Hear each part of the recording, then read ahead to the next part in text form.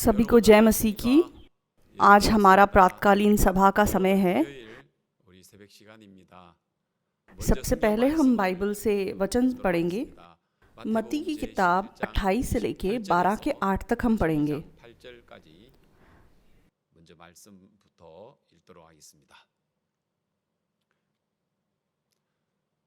हे सब परिश्रम करने वालों और बोझ से दबे हुए लोगों, मेरे पास आओ, मैं तुम्हें विश्राम दूंगा। मेरा जुआ अपने ऊपर उठा लो और मुझसे सीखो, क्योंकि मैं नम्र और मन में दीन हूँ, और तुम अपने मन में विश्राम पाओगे। क्योंकि मेरा जुआ सहज और मेरा बोझ हल्का है। उस समय यीशु सब्त के दिन खेतों में से होकर जा रहा था, और उसके चेलों को भूख लगी तो वे बालें तोड़ तोड़ कर खाने लगे।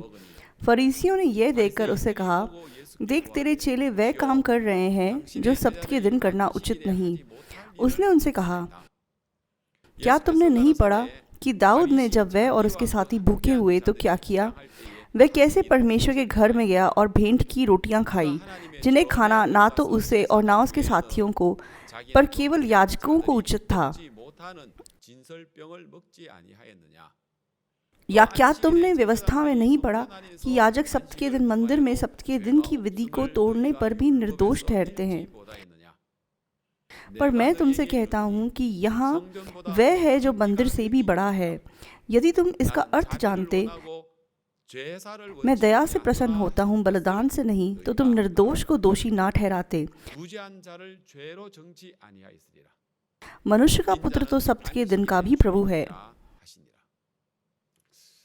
तो आज यीशु मसीह ने जो वचन हमसे कहे, उनमें से बहुत ही मशहूर वचन हमने पढ़े जो आप सब लोग जानते होंगे। परिश्रम करने वालों, बोझ से दबे हुए लोगों, मेरे पास आओ, मैं तुम्हें विश्राम दूंगा। तो आज इस दुनिया में कितने सारे लोग परिश्रम कर रहे हैं, बोझ को उठाए हुए हैं और ऐसे ही अपना जीवन जी रहे हैं। तो चाहे वो बच्चे हैं या वो बुजुर्ग हैं या फिर सच में घर की औरतें हैं या फिर नौकरी करने वाले, व्यापार करने वाले लोग हैं, अपने जीवन में सच में ये लोग बोझ को उठाए हुए हैं और कष्ट से, दुख से अपना जीवन जी रहे हैं। तो खास करके पिछले साल कोरोना की बीमारी की वजह से, जैसे इस कोरोना की शुरुआत हुई तो पूरी दुनिया सच में कितनी परेशानियों में, कितनी मुश्किलों में जी रही है। और रोज़ मतलब कितने लोग इस बीमारी से पीड़ित हो रहे हैं, और जो इंटरनेशनल बॉर्डर्स हैं वो बंद हैं, लोग इधर से उधर नहीं जा सकते हैं। कितनी बातों की वजह से लोग डरे हुए हैं और बहुत ही निराशाजनक परिस्थिति में लोग अपना जीवन जी रहे हैं। लेकिन उद्धार पाए हुए परमेश्वर के बच्चे, उद्धार पाए हुए मसीही लोग, वह हमेशा देख सकते हैं कि कैसे मुश्किल एक आशीष में बदल जाती है। वे ना केवल बाइबल के अंदर इस चीज़ को देख सकते हैं, लेकिन अपने जीवन में भी बहुत सारी ऐसी गवाहियों को अनुभव कर सकते हैं। इसलिए उद्धार पाए हुए मसीह की संतान, सच में परमेश्वर के पुत्र लोग, उनके लिए ये मुश्किल परमेश्वर की महिमा के लिए हम ऐसा महसूस कर सकते हैं। तो जब लाजर बीमार हुआ, तब भी हम देख सकते हैं कि यीशु मसीह ने कहा कि ये बीमारी मृत्यु तक नहीं, वरन परमेश्वर की महिमा के लिए है। और यूहन्ना 9 में हम एक अंधे को देखते हैं जो पैदा होने से ही अंधा था। खास करके इज़राइल देश मतलब अंधा पैदा होना, इस चीज़ को वो बहुत बड़ा श्राप मानते हैं। इसलिए लोग इस अंधे को जब देखते हैं तो वो बोलते हैं कि ये क्यों अंधा पैदा हुआ, क्या इसके माँ बाप ने पाप किया या क्या इसने पाप किया? तो इन सब चीज़ों को देखते हुए महसूस कर सकते हैं कि ना केवल बाकी लोग, लेकिन सच में यीशु मसीह के चेले भी और सब यहूदी लोग अंधा पैदा होना, इस चीज़ को बहुत बड़ा श्राप मानते थे। हाँ, इसको परमेश्वर के द्वारा सज़ा मिली है, इसके परिवार ने बहुत पाप किया होगा, वो इस प्रकार की सोच रखते थे। इसीलिए ना केवल उसका परिवार, लेकिन वो अंधा खुद भी अपने आप को हमेशा दोष देकर जीता होगा। लेकिन हमारे यीशु मसीह क्या बोलते हैं? वो ऐसी बात बोलते हैं जो और किसी ने नहीं बोली, ये क्यों अंधा पैदा हुआ? ना तो इसके पाप की वजह से, ना तो इसके माँ बाप के पाप की वजह से, लेकिन इसलिए कि परमेश्वर के काम इसके द्वारा प्रकट हो सके, परमेश्वर की महिमा के लिए इसके साथ ऐसा हुआ। तो यीशु मसीह उस अंत से कहते हैं कि ये एक आशीष है, ये श्राप नहीं है। हम देख सकते हैं कि यीशु मसीह उससे ऐसी बात बोलता है। तो इजरायली जब जंगल में रेगिस्तान में 40 साल बिता रहे थे तो वो शिकायत करते थे, कुड़कुड़ाते थे, मूसा का विरोध करते थे। और जब एक बार वो मूसा का विरोध कर रहे थे तो परमेश्वर उनके बीच में विष वाले सांप भेज दिए। तो वो विष वाले सांप इजराइलियों को डसने लगे और कुछ ही समय में सच में वो बिल्कुल एक युद्ध भूमि के समान हो गया और इतने सारे लोग उन सांपों की वजह से डसे जा रहे थे और बहुत पीड़ा में थे। इसलिए इजराइली मूसा के सामने जाते हैं और क्या कहते हैं, हे मूसा, हमने परमेश्वर के विरुद्ध पाप किया है, इन विष वाले सांपों को हमारे बीच से हटा दे। तो परमेश्वर सच में उन लोगों के पीड़ा, उनके कष्ट को देखकर, जो श्राप उनके ऊपर उन विष वाले सांपों के द्वारा आ रहा था, उसे देखकर परमेश्वर उन विष वाले सांपों को हटा सकते थे, लेकिन उन्होंने उसे हटाया नहीं। और वो लोग भी बोलने लगे कि इसे हमारे बीच में से हटा दो, लेकिन उन्होंने नहीं हटाया, उसे ऐसे ही छोड़ दिया। तो परमेश्वर ने कहा कि तुम एक पीतल के सांप को बनाओ और उसे खंभे पर लटका दो, तो जो भी उस पीतल के सांप की ओर देखता वो जिंदा बचता। तो मतलब वो विष वाले सांप इजराइलियों को डर दे रहे थे, दुख दे रहे थे, कष्ट दे रहे थे, लेकिन फिर भी इन विष वाले सांपों की वजह से पीतल का सांप बनाया जा सका। और यीशु मसीह भी यूहन्ना 3 में इस हादसे को स्मरण करते हुए वो वचन में क्या कहते हैं, और जिस रीति से मूसा ने जंगल में सांप को ऊंचे पर चढ़ाया, उसी रीति से अवश्य है कि मनुष्य का पुत्र भी ऊंचे पर चढ़ाया जाए। और उसके बाद उन्होंने क्या कहा, ताकि जो कोई उस पर विश्वास करे वह अनंत जीवन पाए। तो यीशु मसीह भी गिनती 21 में विष वाले सांपों का जो हादसा था उसे निकोदेमस को यूहन्ना 3 में बातचीत करते उसे याद दिलाते हैं। तो यीशु मसीह कहते हैं कि जिस प्रकार विष से वाले सांपों से डसे हुए लोग पीतल के सांप की ओर देखने पर जिंदा बचे, चाहे उन्हें 10 सांपों ने काटा हो, चाहे उन्हें 50 सांपों ने काटा हो, चाहे उन्हें 100 सांपों ने काटा हो, अगर उन्होंने पीतल के सांप की ओर देखा तो उसी पल वो सांप का जहर उनको कोई नुकसान नहीं पहुंचा सकता। इसलिए अगर वो उसको देखेंगे तो वो जिंदा बचेंगे। तो इसी चीज़ को यीशु मसीह ने इस्तेमाल किया। तो जिस प्रकार मूसा ने जंगल में सांप को ऊंचे पर लटकाया, उसी प्रकार मनुष्य के पुत्र को भी ऊंचे पर चढ़ाया जाएगा। तो बताया गया है कि यीशु मसीह क्रूस पे लटकाया जाएगा। इसीलिए सच में जिस प्रकार ऊंचे पर लटकाया गया पीतल का सांप विष वाले सांपों को हटा सका और उनको सांपों के जहर से आज़ाद कर सका, उसी प्रकार यीशु मसीह का क्रूस, जब हम क्रूस की ओर देखते हैं, क्रूस के ऊपर विश्वास करते हैं, तो वह शैतान के जहर, पाप के जहर, मृत्यु के जहर, तो उस जहर से आज़ादी प्राप्त कर सकते हैं, उस श्राप को मिटा सकते हैं, मृत्यु को मिटा सकते हैं और अनंत जीवन प्राप्त कर सकते हैं। तो विष वाले सांप, हाँ, वो दुख से भरे हुए हैं, दर्द से भरे हुए हैं, हमसे दूर हो जाएं तो हमें बहुत खुशी होगी। लेकिन अगर परमेश्वर हमारे साथ है तो फिर वो विष वाले सांप पीतल वाले सांप को प्रकट करते हैं और उस पीतल वाले सांप की वजह से सच में हम जीवन प्राप्त कर सकते हैं। इसलिए हमारे पास जो मुश्किलें आती हैं, कभी कभी हमारे पास पीड़ाएं आती हैं, तो उन बातों के द्वारा अगर हम परमेश्वर से जुड़ सकें तो फिर वे आशीष के रूप में, सच में खुशी के रूप में बदल सकते हैं। यशाया 38:17 में भी इस प्रकार का वचन है, देख शांति ही के लिए मुझे बड़ी कड़वाहट मिली, परंतु तूने स्नेह करके मुझे विनाश के गड्ढे से निकाला है। तो ये जो कड़वाहट है, जो दुख है, ये शांति से जुड़ा हुआ है। तो जो विष वाले सांप है वो पीतल वाले सांप से जुड़े हुए हैं। तो जो विष वाले सांप से जो पीड़ा आई, जो कष्ट आई, वह पीतल के सांप से आई हुई अनंत काल की शांति और खुशी से जुड़ी हुई है। तो हम भी आदम की संतान के रूप में पाप में पैदा हुए और हम पाप करते हुए अपना जीवन जिए बिना नहीं रह सकते थे, लेकिन परमेश्वर ने हमारे उस पाप को तो यहाँ लिखा है कि परंतु तूने स्नेह करके मुझे विनाश के गड्ढे से निकाला है, क्योंकि मेरे सब पापों को तूने अपनी पीठ के पीछे फेंक दिया है। सचमुच में ये सच्चा वचन है। सच में प्रभु ने हमें दुख के गड्ढे से बाहर निकाला और हमारे सब पापों को यीशु मसीह की पीठ के ऊपर फेंक दिया गया।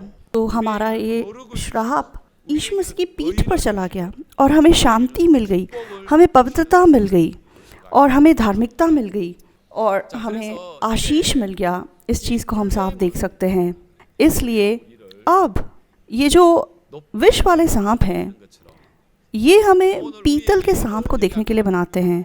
तो उसी प्रकार आज हमारे जीवन में जो हमारी कमज़ोरियां हैं, जो हमारी कमियां हैं, कभी कभी हमारे जीवन में ये वो समस्याएं आती हैं, ये सारी चीज़ें हमें यीशु मसीह को देखने के लिए बनाती हैं, यीशु मसीह से जुड़ने के लिए बनाते हैं।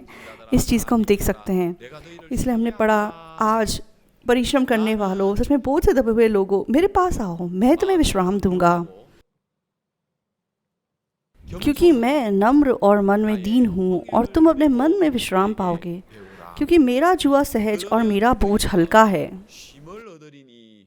तो यहाँ पे लिखा है, मेरा जुआ अपने ऊपर उठा लो और मुझसे सीखो।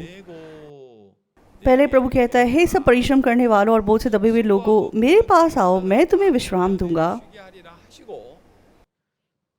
क्योंकि मैं नम्र और मन में दीन हूँ, इसलिए मेरा जुआ अपने ऊपर उठा लो और मुझसे सीखो,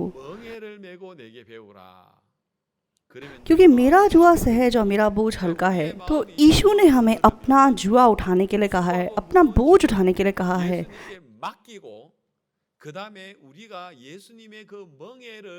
क्यों यीशु ऐसा कहता है? क्योंकि वो हमें कहता है कि मेरा जुआ सहज है, मेरा बोझ हल्का है। तो यीशु मसीह का जो जुआ है वो हल्का है और वो सहज है।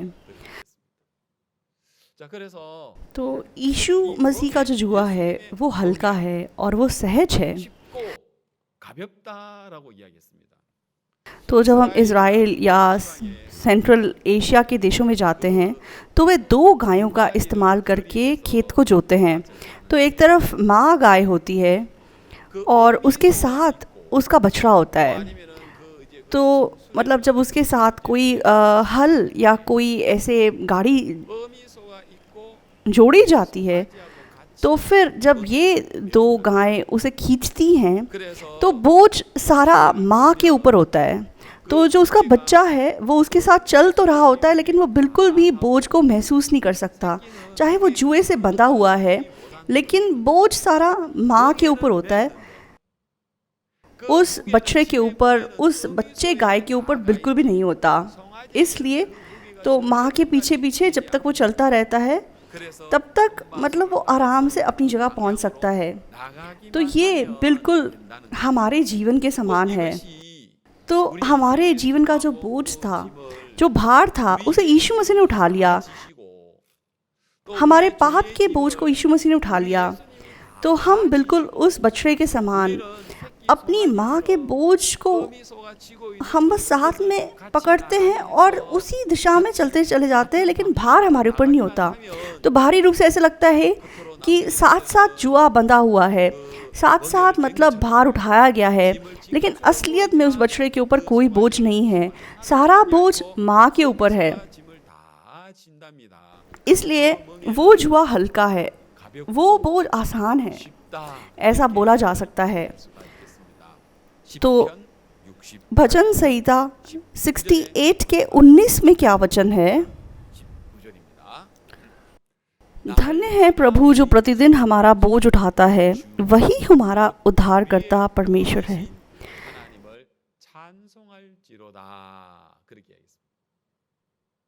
धन्य कौन है? धन्य है प्रभु जो प्रतिदिन हमारा बोझ उठाता है, वही हमारा उद्धारकर्ता परमेश्वर है। सचमुच में हमारे बोझ को प्रतिदिन उठाने वाले परमेश्वर की वजह से हमारा बोझ आसान है, हल्का है।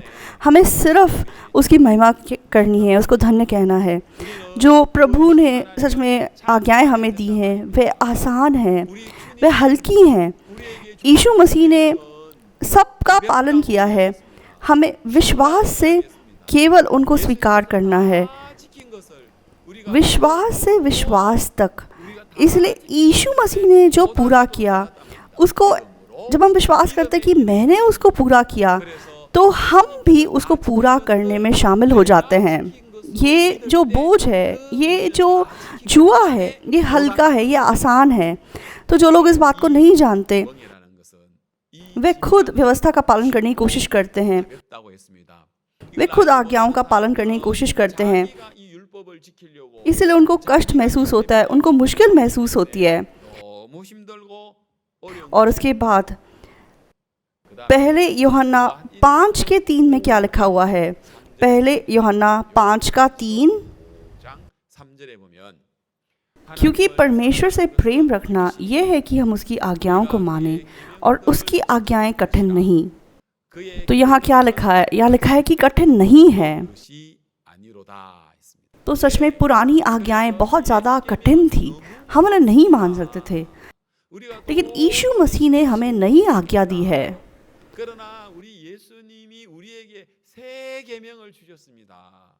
तो नई आज्ञा कठिन नहीं है, इसलिए हम विश्वास के द्वारा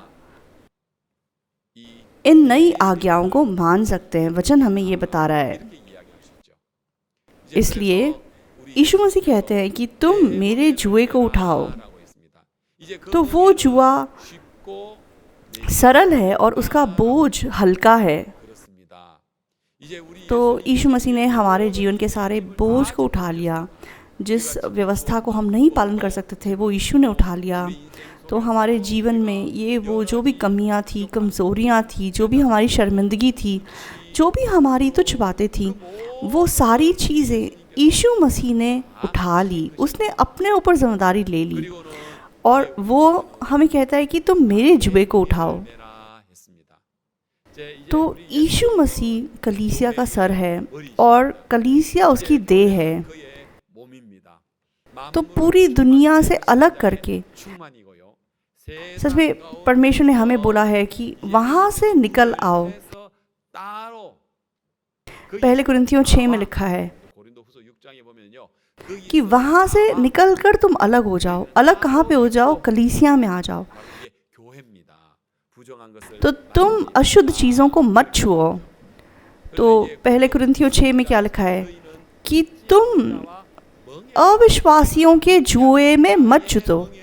अविश्वासियों का जुआ क्या है? वो मूसा की व्यवस्था का जुआ है। उनको अपने जीवन का बोझ खुद उठाना पड़ता है, लेकिन हमें विश्वास करने वालों के जुए को उठाना है। तो यीशु मसीह पे विश्वास रखे।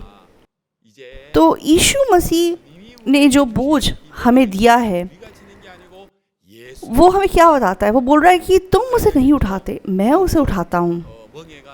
तो जैसे मैंने आपको बताया था कि मतलब जब माँ और बछड़ा साथ साथ जुआ जोते हैं, तो बोझ असलियत में सारा माँ गाय के ऊपर होता है, बछड़ा केवल साथ साथ चलता रहता है। बस जिस दिशा में माँ जा रही है वो उस दिशा में चलता रहता है। तो उसी प्रकार बाइबल में लिखा है कि मेरा जुआ सरल है, मेरा बोझ हल्का है।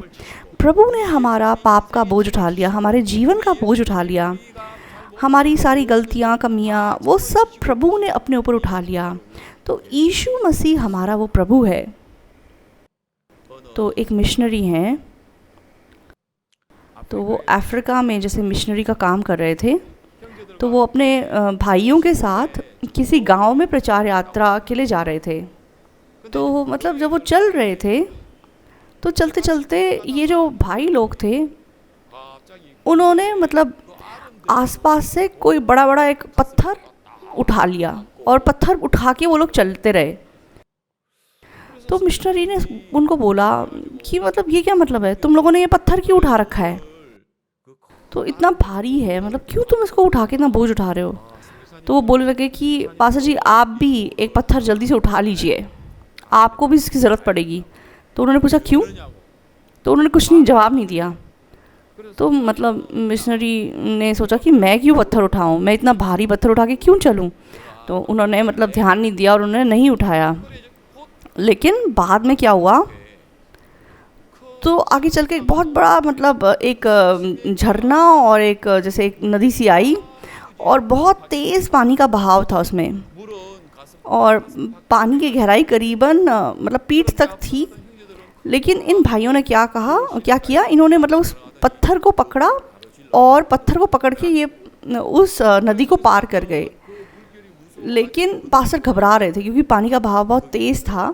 तो फिर वो भाई लोग क्या बोलने लगे, पास्टर आप जल्दी आसपास से एक पत्थर उठाइए और पत्थर को लेकर आप इस तरफ आ जाइए। तो अगर आप पत्थर उठा लेंगे तो आपको पानी का बहाव नहीं बहा के ले जाएगा, आप इस तरफ चल के आ सकेंगे। तो फिर इन्होंने क्या किया, आसपास से एक पत्थर ढूंढा और पत्थर को उठा के पानी के अंदर चले गए। लेकिन बहुत हैरानी की बात क्या थी, तो बाहर वो पत्थर बहुत भारी लग रहा था, लेकिन पानी के अंदर वो पत्थर बिल्कुल हल्का सा महसूस होने लगा, और हल्का महसूस होने लगा, और उस पत्थर की वजह से मतलब वो पानी का बहाव उन पे असर नहीं कर पा रहा था, और वो मतलब आसानी से उस नदी को पार कर सके। तो हमारा जीवन भी बिल्कुल ऐसा है। तो सच में हमें भी इस पत्थर को उठाना है। तो उस पत्थर की वजह से हम इस दुनिया के भाव में बह के नहीं जाते, इस दुनिया के भाव से बच जाते हैं। तो ये बिल्कुल वो बोझ, वो जुआ है जो प्रभु ने हमें दिया है। तो इसीलिए हमें कलीसिया का जुआ उठाना है, सुसमाचार का बोझ उठाना है, हमें यीशु मसीह का बोझ उठाना है। इसलिए उद्धार पाए हुए मसीही लोग, हम जब रिट्रीट होती है या फिर कोई बाइबल सभा होती है, तो वर्ल्ड कैंप या कोई और कॉन्फ्रेंस या मतलब ये वो जब भी प्रोग्राम होता है, तो भाई बहन क्या करते हैं, वो अपना लैपटॉप उठाते हैं, छुट्टी लेते हैं और अपने परिवारजन को मिलने जाते हैं, अपने रिश्तेदारों को मिलने जाते हैं, और मतलब वो लैपटॉप खोल के उनको वो वचन सुनने का मौका देते हैं जो पास्टर ने ऐसे तैयार किया है। बहुत सारा ऐसा प्रोग्राम उनको दिखाते हैं, तो उनको बोलते कि देखो हम आपको प्रचार कर रहे हैं। तो सच में बोझ क्या है, ये बोझ सुसमाचार का बोझ है, ये कलीसिया का बोझ है। तो ये आसान है, सच में ये हल्का है। तो जो बोझ आप दुनिया में उठाते हैं उससे अलग, तो हमें ये सुसमाचार प्रचार करना है। तो कलीसिया के साथ साथ हमें रिट्रीट करना है, लोगों को इनवाइट करना है, और उसके लिए सच में हमें पैसा भी देना है। तो सुसमाचार के लिए जब हम ऐसे काम करते हैं तो हम खुश हो सकते हैं, धन्यवादी हो सकते हैं। और ये जो बोझ है ये हल्का है, ये बिल्कुल भी भारी नहीं है। तो मतलब नदी के बाहर वो पत्थर भारी लग रहा था, लेकिन पानी के अंदर घुसने के बाद वो पत्थर भारी नहीं लगा, और उल्टा उस पत्थर की वजह से पानी के बहाव से बच पाए और सड़क को पार कर सके। तो बिल्कुल उसी पत्थर के समान आज यीशु मसीह ने सच में क्रूस के ऊपर हमें व्यवस्था के सब श्राप से मुक्त कर दिया है। जो व्यवस्था का पालन मैं नहीं कर पाया, यीशु ने उनको पालन किया। सच में मेरे जीवन में जो भी बोझ था, जो भी दुख था, यीशु ने उसको शांति में बदल दिया, और सच में हमें शांति और आराम दिया। तो अब हमारे पास सिर्फ हल्का बोझ है, अब हमारे पास सिर्फ सुसमाचार का आसान जुआ है। तो यीशु मसीह का बोझ, सुसमाचार का बोझ, और कलीसिया के एक मेंबर होने के नाते जो बोझ हम उठाते हैं, हम उसे खुशी से उठा सकते हैं, धन्यवादी मन से उठा सकते हैं। तो ये हमारे लिए कितना बड़ा आशीष है, हम शब्दों में बयान नहीं कर सकते। तो यीशु मसीह आज हमें क्या कहते हैं, वो कहते हैं कि जो भी बोझ से दबे हुए हैं वो मेरे पास आए, मैं तुम्हें आराम दूंगा। तो आप लोग अपने बोझ को नीचे रख सके और विश्राम कर सके। वो क्या है, वो विश्राम का दिन है। तो इसीलिए आज जो वचन हमने पढ़ा मत्ती 11 के 28 में, पहले यीशु मसीह ये वचन बोलते हैं, और उसके बाद 12 में चलकर यीशु मसीह क्या बात बताते हैं। तो वे 12 एक वचन को इसी वचन के साथ जोड़ते हैं। वहाँ पे लिखा हुआ है उस समय। उस समय का मतलब क्या हुआ, उस समय मतलब इसी समय जहाँ पे यीशु मसीह ने उत्पत्ति 11 28, 29, 30 ये वचन बताया था, जहाँ यीशु मसीह बता रहे हैं कि सब परिश्रम करने वालों, बोझ से दबे हुए लोगों, मेरे पास आओ, मैं तुम्हें विश्राम दूंगा। यीशु मसीह ऐसी बातें मतलब कर रहे हैं लोगों के, और उसी समय क्या हुआ, उसी समय यीशु सब्त के दिन खेत में से होकर जा रहा था और उसके चेलों को भूख लगी, तो वे बालें तोड़ तोड़ कर खाने लगे। लेकिन फिर क्या हुआ कि फरीसी लोग आए और वो देखकर क्या बोलने लगे, वे उससे बहस करने लगे, ये क्या मतलब होता है, मतलब तेरे चेले क्यों ऐसा काम कर रहे हैं जो सब्त के दिन करना उचित नहीं। तो यीशु मसीह और फरीसियों के बीच की जब हम बातचीत को देखते हैं, तो ये फरीसी तो उस व्यवस्था, तो वो उस व्यवस्था जो सब्त का दिन बता रही है, केवल उसके विषय में ये लोग जानते हैं। तो व्यवस्था में लिखा है खून मत करो, मतलब व्यभिचार मत करो, बस इतना ही इनको पता है। तो यीशु मसीह क्या बताना चाहता है? यीशु मसीह खुद परमेश्वर है। यीशु मसीह क्या वो नहीं है जिसने मूसा को व्यवस्था दी? तो पिता, पवित्र आत्मा और यीशु मसीह एक हैं, इसलिए यीशु मसीह ने मूसा को व्यवस्था दी है। तो मूसा की व्यवस्था जो विश्राम के दिन के विषय में बताती है, तो फरीसी जिस चीज़ को विश्राम का दिन समझते हैं, और यीशु मसीह कौन है? वे असली विश्राम के दिन के प्रभु हैं, वो व्यवस्था देने वाले हैं। इन सब चीज़ों के ऊपर वो राजा है, अधिकार है। तो जो स्तर यीशु मसीह रखते हैं और जो स्तर ये फरीसी रखते हैं, वो बिल्कुल अलग है। तो सच में जो फरीसियों के पास ज्ञान है, जो व्यवस्था वो जानते हैं, जो विश्राम के दिन के विषय में, वो फसह के पर्व के विषय में, खतना के बारे में, मतलब बाइबल की ये वो जो भी रीति रिवाज हैं, इनके बारे में जो भी ये लोग जानते हैं, तो फरीसी लोग सिर्फ छिलके की बातों को जानते हैं, तो बाहरी रूप से वो लोग जानते हैं। लेकिन यीशु मसीह वे खतने के असली अर्थ को समझते हैं, वे विश्राम के दिन के असली अर्थ को समझते हैं, वे फसह के पर्व के असली अर्थ को समझते हैं, और बाइबल में जो आज्ञाएं दी गई हैं उसके असली अर्थ को यीशु मसीह समझाना चाहते हैं। तो यीशु मसीह कहते हैं कि व्यवस्था में लिखा है कि तुम खून मत करो, तुमने ये पढ़ा होगा, लेकिन मैं तुमसे क्या कहता हूँ कि जो अपने भाई को नफरत करता है, जो अपने भाई को गाली देता है, जो अपने भाई को हे मूर्ख कहता है, तो वो कचहरी में खड़ा होगा, उसका न्याय होगा और वो नरक में जाएगा। और बाइबल में लिखा है कि व्यभिचार मत करो, तुमने वचन में पढ़ा होगा, लेकिन मैं तुमसे कहता हूँ कि यदि कोई किसी स्त्री पे कुदृष्टि डालता है तो वो मन से उससे व्यभिचार कर चुका है। तो यीशु मसीह जो व्यवस्था का अर्थ हमें बताना चाहता है, और जो ये फरीसी व्यवस्था के अर्थ को जानते हैं, वो बिल्कुल अलग है। तो दोस्तों, जो किसी औरत पे कुदृष्टि डालता है, वह उसके साथ व्यभिचार कर चुका है। तो क्या आदमियों में से कोई ऐसा हो सकता है जो कह सकता है कि मैंने कभी व्यभिचार नहीं किया है? तो अगर एक आदमी तंदुरुस्त है, तो स्वाभाविक रूप से उसके मन, उसके शरीर के अंदर, जैसे खाना ना खाओ तो भूख लगती है, ना सो तो नींद आती है, तो जिस आदमी के पास तंदुरुस्त शरीर है, उसके मन में ज़रूर वासना का मन उत्पन्न होगा। तो यीशु मसीह क्या कहता है? यीशु मसीह क्या कहना चाहता है हमको? तो सच में ये वासना का मन, नफरत का मन, किसी को घृणा करने का मन, हाँ, तुमने किसी को घृणा किया, तुमने उसको खून कर दिया, तुमने वासना का मन रखा, तुमने मतलब व्यभिचार कर दिया। तो तुम मतलब किसी को नफरत मत करो, तुम वासना का मन मत रखो, वासना का मन रखना व्यभिचार है, मत करो। तुम किसी को घृणा मत करो क्योंकि वो खून है। तो ज़्यादातर लोग इस प्रकार से इस वचन को समझते हैं, इसलिए वो कोशिश करते हैं कि नफरत ना करें, कोशिश करते हैं कि वासना का मन ना रखो, और जब ऐसा करते हैं तो फिर मतलब कन्फेशन करते हैं, माफ़ी मांगते हैं, तो वो अपने आप में एक बोझ बन सकता है, एक जुआ बन सकता है जिसे वे उठाए हुए हैं। तो यीशु मसीह हमें क्या कहता है? तो तुम ऐसे लोग हो जो घृणा किए बिना नहीं रह सकते, तुम ऐसे लोग हो जो वासना का मन रखे बिना नहीं रह सकते। तो तुमने क्योंकि व्यवस्था का मन रखा है, तुमने वासना का मन रखा है, इसलिए तुमने व्यभिचार किया है, तुमने घृणा करने का मन रखा है, इसलिए तुम खूनी हो, व्यभिचारी हो। इसलिए तुम ऐसा नहीं बोल सकते कि तुम चुंगी लेने वालों से या वेश्याओं से अलग हैं।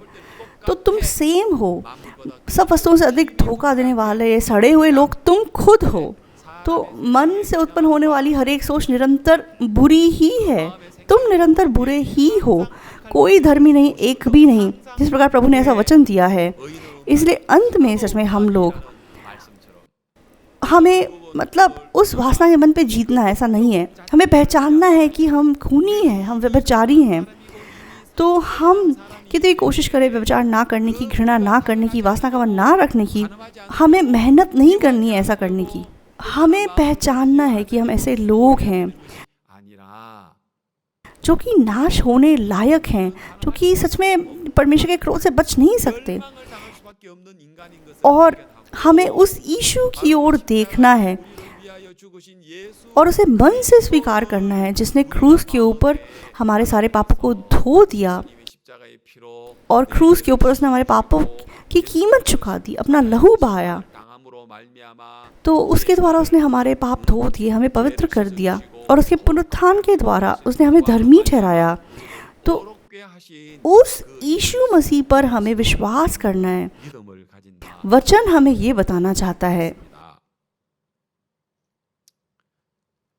इसलिए असली अर्थ यहाँ पे जो फरीसी विश्राम के अर्थ को समझते हैं, हाँ विश्राम के दिन ये नहीं करना, विश्राम के दिन कुछ नहीं करना, विश्राम के दिन वो भी नहीं करना है, विश्राम के दिन बस शांति से बैठे रहना है, चुपचाप बैठे रहना है, वो लोग बस इतना ही जानते हैं। लेकिन वो लोग विश्राम के दिन के असली अर्थ को नहीं समझते, उसका मतलब उनको नहीं पता है। इसलिए उनके स्तर को रखकर वो यीशु मसीह से आर्ग्यू करते हैं, ये देखो आपके चेले क्यों ऐसा काम कर रहे हैं जो सब्त के दिन पे नहीं करना चाहिए। तो तब यीशु मसीह उन्हें पहला शमूएल 21 दाऊद जब अबीमलेक याजक से पवित्र रोटी लेके खाता है, उस हादसे को याद दिलाते हैं। 4 में जो हम देखते हैं, वह कैसे परमेश्वर के घर में गया और भेंट की रोटियां खाई, जिन्हें खाना ना तो उसे और उसके साथियों को पर केवल याजकों को उचित था। तो अबीमलेक जो रोटी याजक लोग खा सकते हैं, उस रोटी को तो मतलब एक्चुअली वो विश्राम के दिन हमेशा रोटी बदली जाती थी, और जो पुरानी रोटी थी वो याजक लोग खा सकते थे। लेकिन अबीमलेक ने क्या किया कि दाऊद और उसके साथियों को वो रोटी दे दी। वो लोग याजक नहीं थे, और चाहे मतलब यीशु यहाँ बताना चाहते हैं कि चाहे दाऊद और उसके साथियों ने वो रोटी खाई थी, लेकिन परमेश्वर की नज़रों में कोई समस्या नहीं थी। उसके बाद 5 में क्या लिखा हुआ है, ये वचन भी सच में मत्ती 28 में लिखा हुआ है। हम खोल के नहीं पढ़ेंगे, लेकिन वहाँ पे क्या लिखा हुआ है, वहाँ पे लिखा हुआ है कि विश्राम के दिन भी तंबू के अंदर होम बलि और मेल बलि चढ़ाने का काम किया जाता था। इसीलिए मतलब तंबू के अंदर होने की वजह से विश्राम के दिन का जो नियम है वो लागू नहीं होता था। ये 2 बातें यीशु मसीह उनको बताते हैं। एक तो पहला शमूएल 21 का वो हादसा याद दिलाते हैं जब अबीमलेक दाऊद और उसके साथियों को पवित्र रोटी देता है, लेकिन वो समस्या नहीं थी। और गिनती 28, चाहे विश्राम का दिन हो, लेकिन तंबू के अंदर सच में काम किया जाता था, बलि चढ़ाई जाती थी। तो तुम इस चीज़ को मत भूलो। और उसके बाद 6 में यीशु मसीह उनको क्या कहते हैं, 6 में, पर मैं तुमसे कहता हूँ कि यहाँ वह है जो मंदिर से भी बड़ा है। तो ये लोग यीशु मसीह में हैं, इसीलिए विश्राम के दिन का नियम इन पे लागू नहीं होता। तो जो लोग दाऊद के साथ थे, उनके ऊपर विश्राम के दिन का नियम लागू नहीं हुआ। तो दाऊद से बड़ा, मंदिर से बड़ा कौन है? हमारा यीशु मसीह है। तो वो सृष्टि करता है, वो सर्वशक्तिमान परमेश्वर है, वो सच में शांति का राजा है, हमारा पिता है, वो यीशु मसीह है। तो जब तक ये चेले यीशु मसीह के साथ है, चाहे ये लोग बाले तोड़ तोड़ के खा रहे हैं, लेकिन विश्राम के दिन का नियम उन पर लागू नहीं होता। क्यों? क्योंकि यीशु मसीह मंदिर से बड़ा है।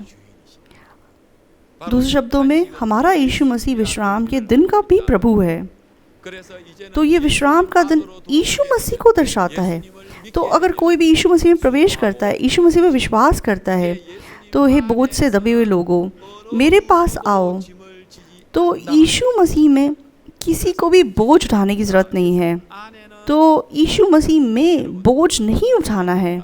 गिनती की किताब में एक वचन है जहाँ लिखा है कि एक औरत मतलब लकड़ी उठाने के लिए विश्राम के दिन पहाड़ पर जाती है। तो जब वो आती है तो वो पूछते हैं कि इसके साथ क्या करना चाहिए। तो फिर मतलब परमेश्वर कहते हैं कि इसको पत्थर मार के मार डालो। तो मतलब हम सोच सकते हैं कि अरे ऐसा क्यों किया, उसने क्या ऐसा गलत काम कर दिया था। मतलब उसने कोई किसी का खून तो किया नहीं, कोई व्यभिचार तो किया नहीं, मतलब बस थोड़ी सी लकड़ी काटी उसने विश्राम के दिन, तो क्यों उसको इस प्रकार मरवा दिया गया। लेकिन ऐसा नहीं है। ये बात हमें क्या समझाती है? तो हम मसीही लोग तो खून करना, व्यभिचार करना, सच में किसी को चोरी करना, तो वो चीज़ें भी दुष्ट हैं। लेकिन मसीही लोग यीशु मसीह में अगर हमने अपना बोझ उठाया हुआ है, अगर हम कुछ काम कर रहे हैं, अगर हम मेहनत कर रहे हैं, परिश्रम कर रहे हैं, बोझ से दबे हुए हैं, तो वो परमेश्वर की नज़रों में दुष्ट बात है। तो जिस प्रकार विश्राम के दिन जो पत्थर जो मतलब पहाड़ के ऊपर लकड़ियाँ काटने गया, परमेश्वर उसको दुष्ट कहा, उसको पत्थर मार के मार डालो बोला। तो हम मसीही यीशु मसीह में हैं, विश्राम में प्रवेश कर चुके हैं। तो इसलिए हमें अपने बोझ को नहीं उठाना है, अपनी मेहनत परिश्रम से नहीं जीना है। हमें प्रभु के द्वारा, यीशु मसीह के द्वारा अपना जीवन जीना है। उत्पत्ति 2:1 में क्या लिखा हुआ है? परमेश्वर ने 6ठे दिन तक काम किया और फिर 7वें दिन प्रभु ने विश्राम किया। और फिर 3 में क्या लिखा हुआ है? उत्पत्ति 2:3 में, और परमेश्वर ने 7वें दिन को आशीष दी और पवित्र ठहराया, क्योंकि उसमें उसने सृष्टि की रचना के अपने सारे काम से विश्राम लिया। तो ये विश्राम का दिन है। उसने 7वें दिन को विश्राम दिया, आशीष दिया। तो 7वां दिन ये विश्राम का दिन है। और यीशु मसीह अभी क्या कहते हैं कि मनुष्य का पुत्र विश्राम के दिन का भी प्रभु है। तो असलियत में विश्राम का दिन यीशु मसीह को दर्शाता है। तो सप्त का दिन हमें क्या बताता है कि यीशु मसीह 7वें दिन, विश्राम के दिन, जिस दिन विश्राम होगा वो दिन यीशु मसीह है। तो परमेश्वर ने यीशु मसीह को आशीष दिया और पवित्र ठहराया। उस वचन को हम इस प्रकार भी पढ़ सकते हैं। तो परमेश्वर ने 7वें दिन हमारे यीशु मसीह को, जो कि विश्राम का दिन है, उसको आशीष दिया और पवित्र ठहराया। वो विश्राम का दिन यीशु मसीह है। तो बाइबल में कुलूसियों की किताब में जो हम देखते हैं, कुलूसियों 2:16, इसलिए खाने पीने या पर्व या नए चांद या सब्त के विषय में तुम्हारा कोई फैसला ना करे। यहाँ क्या लिखा हुआ है? यहाँ फिर से लिखा हुआ है कि सब्त के दिन के विषय में कोई तुम्हारा फैसला ना करे। तो यहाँ पर्व भी लिखा हुआ है। पर्व मतलब बाइबल में बहुत सारे पर्व हैं, झोपड़ियों का पर्व, फसह का पर्व, सच में कटनी का पर्व, ये वो पर्व हैं। लेकिन आज हम खास करके सब्त के विषय में बात कर रहे हैं। और उसके बाद 17 में क्या लिखा है? क्योंकि ये सब आने वाली बातों की छाया है, पर मूल वस्तुएं मसीह की हैं। तो यीशु मसीह क्या बताते हैं? यीशु मसीह बताते हैं कि सब्त के दिन का प्रभु यीशु मसीह खुद हैं। और यहाँ पे वचन हमें क्या बता रहा है कि ये सब बातें, ये सब्त का दिन, ये सब क्या है? ये आने वाली बातों की छाया है। तो आने वाली वस्तुओं की छाया है, ऐसे करके बताया गया है। अगर हम इब्रानियों 10:1 को देखते हैं, क्योंकि व्यवस्था जिसपे आने वाली अच्छी वस्तुओं का प्रतिबिंब है, पर उनका असली स्वरूप नहीं। व्यवस्था आने वाली अच्छी वस्तुओं का प्रतिबिंब है। विश्राम दिन भी व्यवस्था में शामिल है। तो आने वाली अच्छी वस्तुओं का प्रतिबिंब है और उनका असली स्वरूप नहीं है। असली स्वरूप कौन है? असली स्वरूप यीशु मसीह है। तो दोबारा कुलूसियों 2:17 को पढ़ेंगे। दोबारा से कुलूसियों 2:17, क्योंकि ये सब आने वाली बातों की छाया है, पर मूल वस्तुएं मसीह की हैं। तो मतलब कहने का मतलब यही है कि ये विश्राम का दिन यीशु मसीह है। मनुष्य का पुत्र विश्राम के दिन का प्रभु है। इसलिए विश्राम के दिन कुछ नहीं करना है, सच में आराम करना है। तो मतलब जो लोग बोझ को उठाए हुए होते थे, तो जैसे ही मतलब शुक्रवार को सूरज डूब जाता था, वो अपना बोझ एकदम से उठा के फेंक देते थे और आराम करते थे। अरे विश्राम का दिन है, और मतलब आराम से बैठ जाते थे। वो विश्राम का दिन है। उसी प्रकार हमारे जीवन में हम पूरे जीवन पाप का बोझ उठाए हुए थे। हम सच में अपनी मुश्किलों परेशानियों का बोझ उठाए हुए थे, दुख में, बीमारी में, सच में बच्चों का बोझ, बच्चों को पालने का बोझ, नौकरी पकड़ने का बोझ, लोगों की आपस में समस्याएं, पारिवारिक समस्याएं, ये सब बोझ तो जो पूरा ज़िंदगी हम अपने ऊपर उठाए हुए थे, हम ऐसे लोग थे। लेकिन प्रभु हमसे क्या कह रहा है कि यीशु मसीह के द्वारा हम उस बोझ को नीचे रख सकते हैं, क्योंकि यीशु ने क्रूस पर उसे ख़त्म कर दिया है। इसलिए 7वें दिन, उत्पत्ति 2:3 में हमने पढ़ा कि परमेश्वर ने 7वें दिन को आशीष दिया और पवित्र ठहराया। इसलिए 7वां दिन यीशु मसीह को आशीष दिया और सच में यीशु मसीह को पवित्र ठहराया। तो 7वें दिन का जो असली स्वरूप है वो यीशु मसीह है। तो 7वें दिन हम क्या कर सकते हैं? आराम कर सकते हैं। सब काम अपना नीचे रखे हम आराम कर सकते हैं। इसलिए हम लोग यीशु मसीह में प्रवेश किए हुए लोग, सब्त के दिन में प्रवेश किए हुए लोग, तो सच में जिस प्रकार से उन लोगों ने विश्राम किया, हम भी विश्राम कर सकते हैं।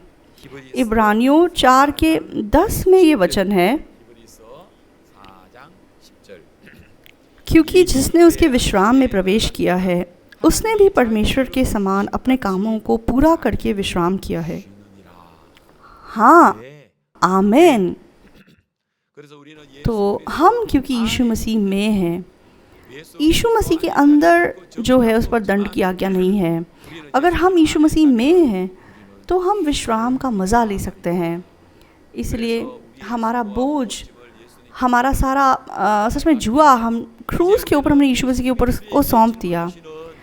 तो अब हमें क्या करना है? यीशु मसीह के आसान से जुए को, उसके आसान से बोझ को उठाना है, जो कि खुशी से भरा हुआ है, आराम से भरा हुआ है। तो वो हमारा जो मतलब मेहनत का बोझ था वो उतर गया और यीशु मसीह के जुए को हमने पा लिया, जिसमें क्या होता है? तो उस गाय के समान सच में यीशु ने उस जुए को उठाया हुआ है। हमें उस बछड़े के समान बस यीशु की दिशा में चलते चले जाना है। जिस प्रकार सच में गाय या गधे का बच्चा उसके साथ साथ चलता चला जाता है, तो हमारे आत्मिक जीवन का रूप भी कलीसिया के अंदर बिल्कुल इसी प्रकार का रूप है। जैसे कि मैंने बताया कि मिशनरी जब पत्थर उठा रहे थे तो भारी लग रहा था, लेकिन जैसे पानी में गए तो उसका भार महसूस नहीं हुआ और उनका जो शरीर था वो पानी के बहाव से बच सका। तो उसी प्रकार हम इस दुनिया के बहाव से नहीं बहते जाते। और हमने जिस प्रकार उस पत्थर को उठाया हुआ है, हमने यीशु मसीह के जुए को, यीशु मसीह के बोझ को जब तक अपने गले से लगाया हुआ है, जब तक हमने कलीसिया सुसमाचार के बोझ को अपने गले से लगाया हुआ है, और जिस दौरान हम ऐसे अपना आत्मिक जीवन जीते हैं, तो हम आराम से उस नदी को पार कर सकते हैं। हम इस दुनिया के बहाव से नहीं बहकर जाएंगे। ये हमें बताने की कोशिश की गई है।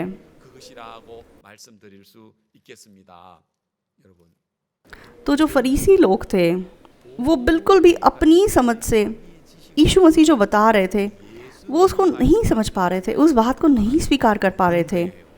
इसलिए तो आज जो मत्ती की किताब में हमने पढ़ा, मत्ती 11 के आखिरी भाग में क्या लिखा हुआ है 25 में, उसी समय यीशु ने कहा, हे पिता, स्वर्ग और पृथ्वी के प्रभु, मैं तेरा धन्यवाद करता हूँ कि तूने इन बातों को ज्ञानियों और समझदारों से छिपा रखा और बालकों पर प्रकट किया है। तो यहाँ पे ज्ञानी और समझदार कौन है? फरीसी हैं। तो वो उन ज्ञानियों और समझदारों से छिपा रखा है। तो फरीसी लोग सोचते थे कि वो बहुत होशियार हैं, बहुत समझदार हैं, लेकिन वे अपने ज्ञान और समझ से सच में सब्त के दिन से, विश्राम के दिन से बंधे रहे और सारी ज़िंदगी उस बोझ को उठाते रहे। लेकिन ये बालक कौन है? बालक यीशु मसीह के चेले हैं। तो सच में डाकुओं से मारा गया व्यक्ति, सामरी स्त्री, व्यभिचार में पकड़ी गई स्त्री, जिस पे पत्थर पड़ने वाले थे, वो औरत, तो क्रूस पे चढ़े हुए डाकू के ऊपर, ऐसे बालकों के ऊपर प्रभु की सच्चाई प्रकट हुई। इसके लिए यीशु मसीह धन्यवाद देते हैं और यीशु मसीह बोलते हैं कि ये पिता की इच्छा थी, मेरे पिता ने मुझे सब कुछ सौंपा है और कोई पुत्र को नहीं जानता केवल पिता, और कोई पिता को नहीं जानता केवल पुत्र, और वह जिस पर पुत्र उसे प्रकट करना चाहे। और उसके बाद यीशु मसीह कहते हैं कि हे सब परिश्रम करने वालों और बोझ से दबे हुए लोगों, मेरे पास आओ, मैं तुम्हें विश्राम दूंगा। तो उस ज़माने के जो शास्त्री फरीसी थे, धार्मिक लोग थे, व्यवस्थापक थे, वो लोग यीशु मसीह को नहीं समझ सके। वे यीशु मसीह जो शब्द का प्रभु है उसे नहीं जान सके। वे अपना बोझ उठाते रहे, अपने जीवन का बोझ, अपने धर्म का बोझ, सच में पाप के बोझ को वो खुद उठाए रखे। लेकिन हम लोगों ने यीशु मसीह में उस सारे बोझ को नीचे रख दिया है। हम पर थोड़ी सी भी दंड की आज्ञा नहीं है। जो यीशु मसीह में हम पर दंड की आज्ञा नहीं है, हमारे ऊपर दंड की आज्ञा नहीं है, तो हमें इस मेहनत के बोझ को उठाने की ज़रूरत नहीं है। हम यीशु मसीह में आराम कर सकते हैं। सबका दिन आराम का दिन है। अगर हम काम करेंगे, बोझ उठाएंगे, तो हमें पत्थर पड़ेंगे।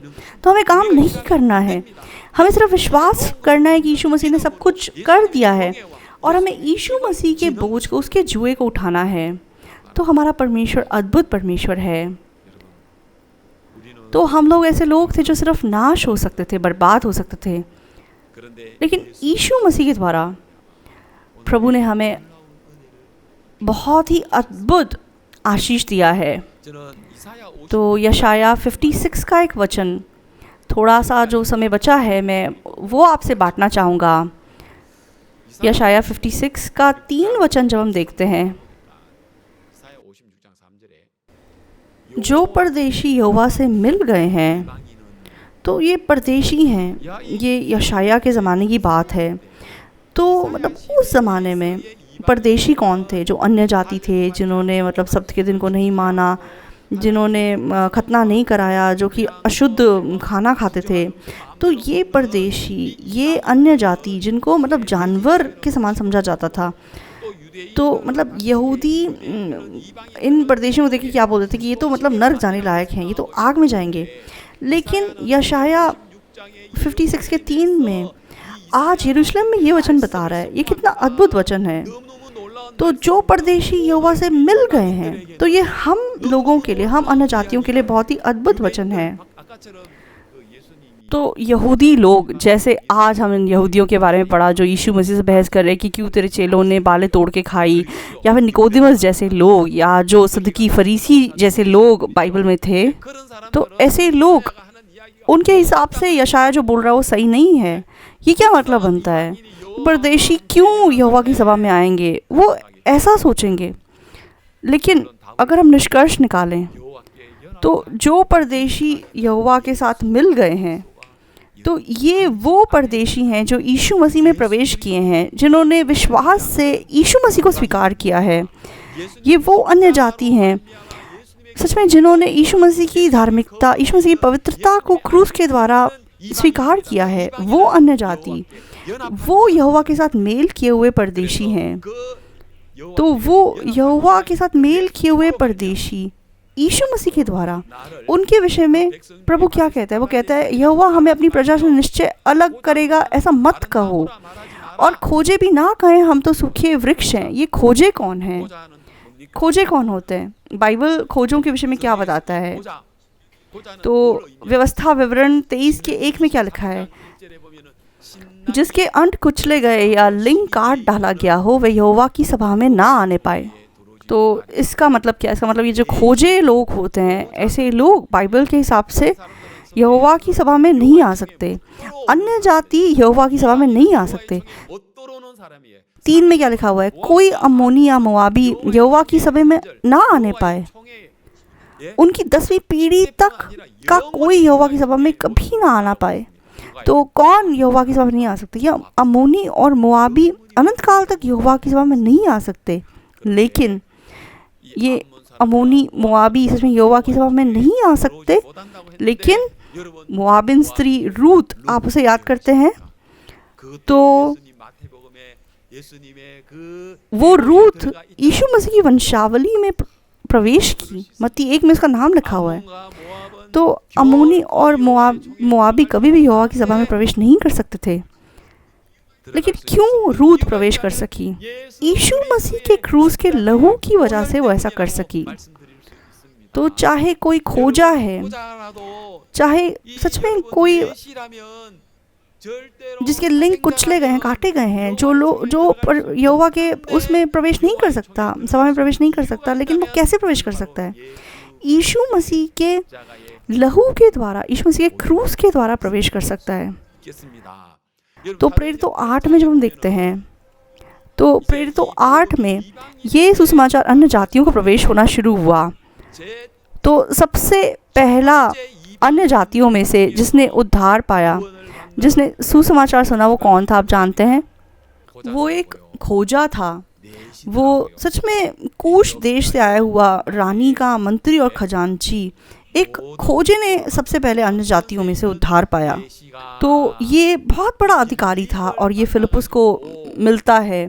और यशाया 53 के वचन के द्वारा ये भीड़ जिसके विषय में लिखा हुआ है, ये मेमना कौन है? तो सच में वो रानी का अधिकारी, वो यशाया 53 का वचन सुनता है और फिलिपुस की बात को सुन के उसको वचन समझ में आता है और वो उद्धार पाता है। तो पहला अन्य जाति जिसने उद्धार पाया वो एक खोजा है। तो खोजे कौन है? जैसे हमने अभी पढ़ा व्यवस्था विवरण 23 में, जिसके अंट कुचले गए हों या जिसके लिंग काटे गए हों, वो यहोवा की सभा में प्रवेश नहीं कर सकता। तो ये खोजे लोग सच में रानियों के साथ काम करते थे, रानियों के बहुत नज़दीक रहते थे, इसलिए इनके लिंग काट दिए जाते थे। तो इसलिए ये लोग यहोवा की सभा में प्रवेश नहीं कर सकते थे। तो अन्य जाति सच में उद्धार नहीं पा सकते, यहोवा की सभा में नहीं आ सकते। लेकिन यीशु मसीह के क्रूस के द्वारा सच में अन्य जातियों के लिए उद्धार पाने का मार्ग खुल गया। तो उन अन्य जातियों में से सबसे पहले किसने उद्धार पाया? एक खोजे ने उद्धार पाया। तो उसी प्रकार हम लोग भी ऐसे लोग हैं जो इस लायक नहीं हैं कि उद्धार पाएं। हम इन खोजों जैसे लोग हैं। सच में हम उद्धार पाने के लायक नहीं हैं। हम मोआबियों और अम्मोनियों की संतानों के समान हैं।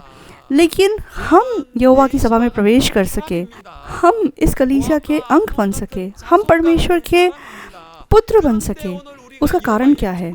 वो उसका कारण यीशु मसीह का लहू है जो उसने क्रूस पे बहाया है। सच में उस लहू ने हमें परमेश्वर की संतान बनाया, हमें विश्राम में प्रवेश कराया, हमें पवित्र किया, हमें उसकी पवित्र लोगों की सभा में मिलाया और अपने वादे में प्रभु ने हमें प्रवेश करने दिया। ये कितनी अद्भुत बात है। दोबारा यशाया 56 का 3 हम देखेंगे, तो जो परदेशी यहोवा से मिल गए हैं ये हम हैं। तो सच में हम कैसे यहोवा के साथ मेल कर सके, हम कैसे यहोवा के साथ एक हो सके? तो क्या आप 40 दिन उपवास रख के ऐसा कर सकते हैं? तो हम मनुष्य क्योंकि बुरा पेड़ हैं, हम सिर्फ बुरा फल उत्पन्न कर सकते हैं। तो हम कैसे कुछ करके सच में सच्ची दाखलता की डाली बन सकते हैं? तो हम कैसे उसके साथ साटे जा सकते हैं? तो हम परदेशी होते हुए भी यहोवा से मिल सके, इसलिए प्रभु हमें क्या वादा करता है कि वह हमें निश्चय अलग नहीं करेगा। और चाहे कोई खोजा भी क्यों ना हो, चाहे वो सच में यहोवा की सभा में प्रवेश नहीं कर सकता, लेकिन प्रभु कहता है कि अपने आप को सूखा वृक्ष ना कहे। क्यों? क्योंकि खोजा भी जीवन के फल उत्पन्न कर सकेगा। तो आज हम भी खोजे जैसे व्यक्ति हैं। हम ऐसे लोग थे जिसके पास सच में प्रभु का जीवन नहीं था, लेकिन यीशु मसीह के द्वारा प्रभु का जीवन हमें मिला और हम ऐसे लोग बन गए जिनके पास जीवन है। इसलिए हमें बताया गया है कि अपने आप को सूखा वृक्ष ना कहें। 4 में क्या लिखा है? क्योंकि जो खोजे मेरे विश्राम के दिन को मानते हैं। तो ये विश्राम के दिन को मानना क्या है? विश्राम के दिन काम नहीं करना वो मतलब नहीं है, लेकिन यशाया जिस विश्राम के दिन की बात कर रहा है वो विश्राम का दिन यीशु मसीह की बात कर रहा है। अगर यीशु मसीह मेरे मन में प्रवेश करे, अगर मैं यीशु मसीह में प्रवेश करूं, तो फिर मैं अपना बोझ नीचे रख सकता हूं, अपने पाप के बोझ से आज़ाद हो सकता हूं और सच्चे विश्राम को मैं मान सकता हूं। तो ये विश्राम के दिन को मानना है, क्योंकि जो खोजे मेरे विश्राम दिन को मानते और जिस बात से मैं प्रसन्न रहता हूँ उसी को अपनाते और मेरी वाचा का पालन करते हैं, यहोवा यूँ कहता है। तो प्रभु को प्रसन्न करने वाला काम क्या है?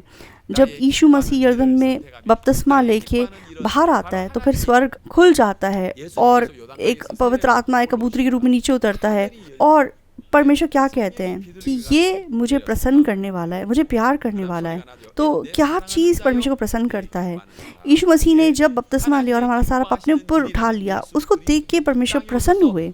तो परमेश्वर को सबसे ज़्यादा प्रसन्न करने वाली बात क्या थी?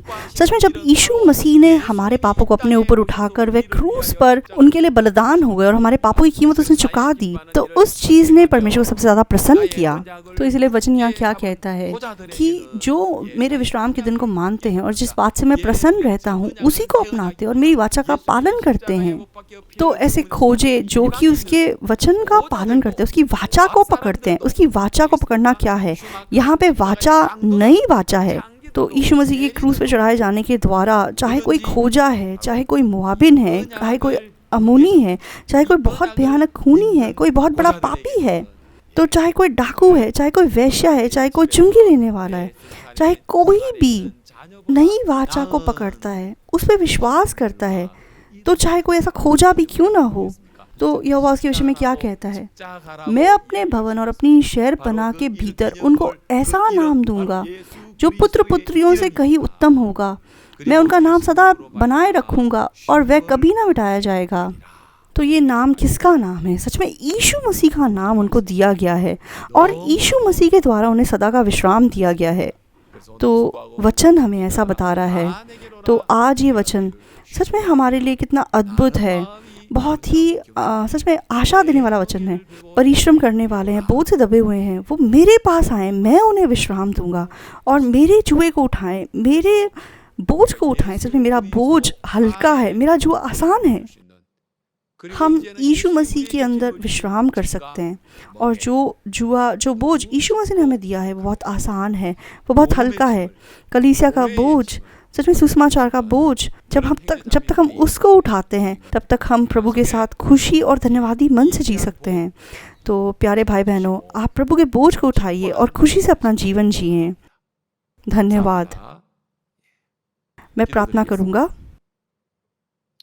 पिता परमेश्वर, आपको धन्यवाद देते हैं। तो आज सुबह भी प्रभु यीशु मसीह विश्राम दिन का प्रभु है और सच में हम जो परिश्रम करने वाले हैं, बोझ को उठाए हुए हैं, हम सब प्रभु की मसीह में प्रवेश कर सके और आराम कर सके। आपको धन्यवाद देते हैं प्रभु। आपने अपना बोझ, अपना जुआ हमें दिया है। आपने कहा है कि इसके द्वारा हम ताकत पा सकते हैं, विश्राम पा सकते हैं। हमारे सारे भाई बहन यीशु मसीह के अंदर सच में बहुमूल्य जीवन जी सके, विश्राम का जीवन जी सके। प्रभु, आपने ऐसा जीवन हमें दे दिया। आपको धन्यवाद देते हैं। यीशु मसीह के नाम से प्रार्थना करते हैं। आमीन।